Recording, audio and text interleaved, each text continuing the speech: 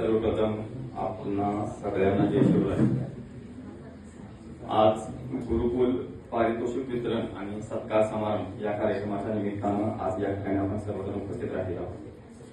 आज या कार्यक्रमाचे प्रमुख पाहुणे आपल्या गावचे सुपुत्र मोहसिन मुल्ला, महादेव माळी सर, अजय गणवानी सर आणि या गावचे सरपंच आमच्या सावंगी नानी, या शाळेचे मुख्याध्यापक Patil sir, Mahadik madam, Mahadik sir, आमचे नेते नंदू काका, गिरीश काका, नितीन दादा, दुसरे नंदू काका. राजकारणात मला एकच गोष्ट कळाली, भाषण तुम्हाला जमलं नाही तर चालेल, पण नाव कुणाचं राहिलं नाही पाहिजे.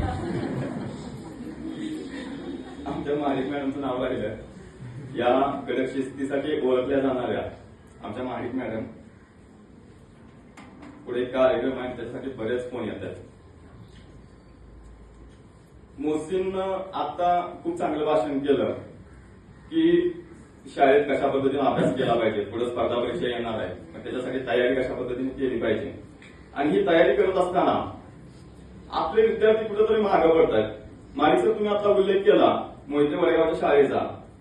त्या शाळेचा परफॉर्मन्स असा आहे की त्या शाळेला वेटिंग वरती ऍडमिशन पडतात. म्हणजे तिथे ऍडमिशन घ्यायचं असेल, साधी शाळा आहे, परंतु आदर्श शाळा अशी आहे की त्या शाळेला वेटिंग वरती ऍडमिशन पडतात. माझी इच्छा अशी आहे की आपल्या गावच्या श्री बाल महाडिक विद्यालय नेवरी यामध्ये सुद्धा वेटिंग वरती ऍडमिशन पडले पाहिजेत. अशा पद्धतीनं तुम्ही शिक्षणाची गुणवत्ता सुधारा. तुम्ही शिकवताय, परंतु अजून कुठे कमी पडतोय हे आपल्याला बघावं लागेल. बऱ्याच वेळेला असं होतं की पालकांनी केलं पाहिजे, पालकांना वाटतं शिक्षकांनी केलं पाहिजे, तर ते असं नाही घडणार. या दोघांचा कुठेतरी संबंध जोडावा लागेल, दोघांनी एकत्रित कष्ट करावे लागेल, त्या पद्धतीनं होईल. तुम्ही सगळ्यांनीच म्हटला की मोबाईल बंद झाला पाहिजे. पहिल्यांदा पालकांचा मोबाईल बंद करूया, परत विद्यार्थ्यांचं बंद होईल. कारण एकदा रील चालू झाली किमान आपण अर्धा तास बघतोय, 1 तास बघतोय, 2 तास बघतोय, याचं भान राहत नाही आणि बराच वेळ आपण ते मोबाईलवरती खेळत असतो. आता पालकांना असं वाटतंय की विद्यार्थी आमच्या ऐकत नाहीत, विद्यार्थ्यांना असं वाटतंय की आई वडील आमच्या ऐकत नाहीत, विद्यार्थ्यांना वाटतंय की मला जे करायचं आहे ते मला करून देणं झालेत, आणि पालकांना वाटतंय की आम्हाला जे अपेक्षित आहे ते काय विद्यार्थी अभ्यास करणं झालेत. परंतु आपल्या विद्यार्थ्यांची गुणवत्ता आपण ओळखली पाहिजे. कदाचित त्याला शाळेत येत नसेल, एखादं गणित त्याला जमत नसेल, परंतु खो खोत हुशार असेल तो, कबड्डीत हुशार असेल तो, क्रिकेटमध्ये हुशार असेल तर आपण आपला विद्यार्थी त्या खेळासाठी, त्या स्पर्धेसाठी कशा पद्धतीनं तयार करू, अशा पद्धतीनं आपल्याला तयार केलं पाहिजे. आता मोहसिन आम्हाला एक बॅच ज्युनियर होता आणि मोहसिनची बहीण जास्मिन मुल्ला ती सुद्धा हुशार होती, ती आमच्या बरोबर होती. आता हे जे विद्यार्थी हे पहिल्या रांगेचे विद्यार्थी, आम्ही असं तो शेवटी, सगळ्या शेवटी. म्हणजे शी अभ्यास करायला पुढं पहिला नंबर, दुसरा नंबर, तिसरा नंबर, आणि आम्ही बँच आणायला, आता चहा आणायला, कॉफी आणायला, वर्ग घालायला खेळ रोल आमचा.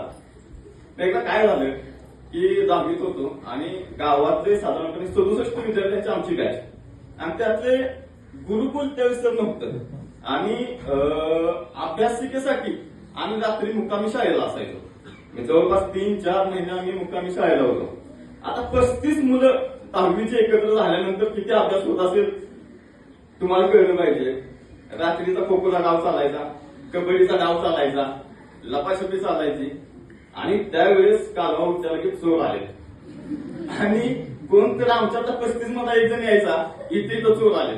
मग आम्ही सगळं गस्त घालायला सगळे विद्यार्थी तिकडे त्या गावामध्ये फिरायचो. आणि त्यावेळेस लोखंडे सर होते, की लोखंडे सरांनी ओळखले की यांची गुणवत्ता काय पद्धती नाही, पण हे विद्यार्थी पास झाले पाहिजे. मग त्यांनी एक फॉर्म्युला, इंग्रजीला लोखंडे सर होते, एक फॉर्म्युला द्यायचे की निबंधाला एवढे, 2 मार्काच्या प्रश्नाला एवढे, अशी पाडले की तुम्हाला 35 मार्क मिळतील. तुम्हाला आश्चर्य वाटेल, 2007चा निकाल काढून बघा, 67 पैकी 50 विद्यार्थ्यांना 35च मार्क आहेत इंग्रजीमध्ये. म्हणजे ही अशा पद्धतीनं आमच्या बॅचची परिस्थिती होती. आणि त्यावेळी सुद्धा कधी वाटलं नव्हतं की राजकारणात जाईन, इलेक्शन लढेल आणि इलेक्शन लढल्यानंतर निवडून येईल आणि त्या लवकर उपसभापती पद हे तालुक्याचं पद भेटेल असं कधीच वाटलं नव्हतं. त्यावेळेस रात्री मुक्कामी असताना मी आणि माझा एक मित्र, तो सुद्धा आता एक मोठा फौजी आहे, मी नाव घेत नाही, मग त्यावेळेस एक मंत्रिमंडळ असायचं आणि ते मंत्रिमंडळामध्ये काय केलं जायचं की वर्गमंत्री, मुख्यमंत्री, उपमुख्यमंत्री, सफाई मंत्री अशी नावं काढायची. आणि मुख्यमंत्री कोण तर ज्याचा वर्गात पहिला नंबर आलाय तो मुख्यमंत्री, उपमुख्यमंत्री कोण ज्याचा दुसरा नंबर आलाय तो. मग आमचं खाली नाव सफाई मंत्री, शिक्षण मंत्री ही लोक आम्ही.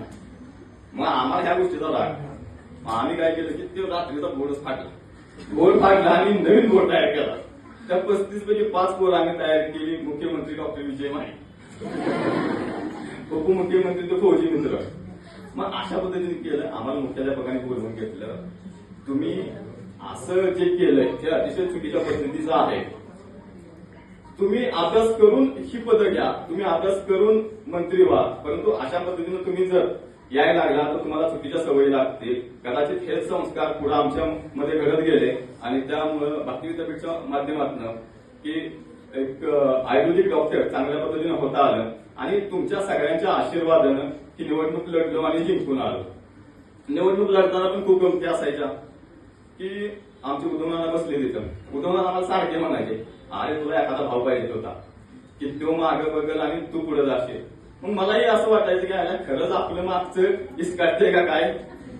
मग ज्या वेळेस निकाल चालू झाल्यानंतर सुरुवातीला केराळीवांगी झालं, यदगाव झालं, कांदरवाडी झालं आणि सुपेवाडी झालं. आपल्या गावापर्यंत येईपर्यंत 547 या मताने मी मायनस होतो.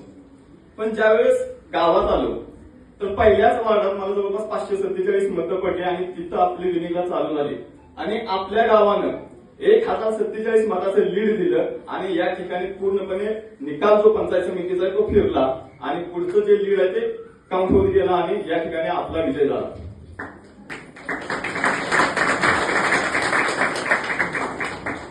उद्धवनाना बाळूदादा काका या ठिकाणी तुम्ही बसलाय. मी तुम्हाला खरं सांगू का, माझा सक्का भाऊ जरी असता तरी त्यानं माझ्यासाठी एवढे केलं नसतं जेवढं तुम्ही इलेक्शनला माझ्यासाठी केलंय. त्यामुळे तुमचं पहिल्यांदा मी आज गावाच्या समोर आभार मानतो.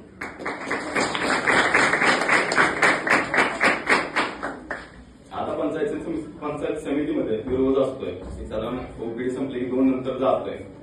या तालुक्याचे जे काही प्रश्न आहेत तर तुम्ही म्हटलं की शाळेला आपल्याला कुठल्या पद्धतीने निधी आणता येईल, तर त्या पद्धतीने आम्ही सगळ्या दृष्टिकोनातून प्रयत्न करतोय. या गावचा सरपंच आपला आहे, पंचायत समिती सदस्य म्हणून मी आहे, जिल्हा परिषद सदस्य आपला आहे, उपसभापती म्हणून तालुक्याला मी काम करतोय, आमदार सुद्धा आपला आहे, खासदार सुद्धा आपला आहे. आपल्याला चांगल्या पद्धतीनं या शाळेसाठी कसं फंड आणता येईल अशा पद्धतीने मी प्रयत्न करणार आहे. आणि मी उपसभापती झालोय म्हणजे या निवडी गावचा आणि या कडेगाव तालुक्याचा प्रत्येक व्यक्ती हा उपसभापती झालाय हा अभिमानानं पंचायत समितीमध्ये यायचं. माझ्या केबिनला लॉक नाहीये, म्हणजे बाकी सगळ्या केबिनला लॉक आहे, तर माझ्या केबिनला मी लॉक ठेवलेलं नाहीये. आपल्याला काय करायचं, या गावाला येणारा प्रत्येक व्यक्ती की त्या प्रत्येक व्यक्तीसाठी जेवढा आपल्याला शक्य प्रयत्न करता येईल, म्हणजे कुणाची घरकुलं अडकली असतील त्याच्यासाठी आपल्याला प्रयत्न करायचा आहे. कुणाचं विहिरीचं प्रकरण आहे परंतु मंजूर नाही झालं ते आम्हाला सांगा, ते आम्ही मंजूर करू. कुणाला एखाद्याला शेतीविषयक काही अवजार खरेदी करायचे आहेत ते अवजार आपण आणण्याचा प्रयत्न करू. ट्रॅक्टरसाठी अनुदान मिळतंय, प्रत्येक शेतीविषयक प्रत्येक गोष्टीसाठी अनुदान मिळते, आरोग्यासाठी अनुदान मिळतंय. आपण ती सगळी अनुदानं आपल्याला पंचायत समितीच्या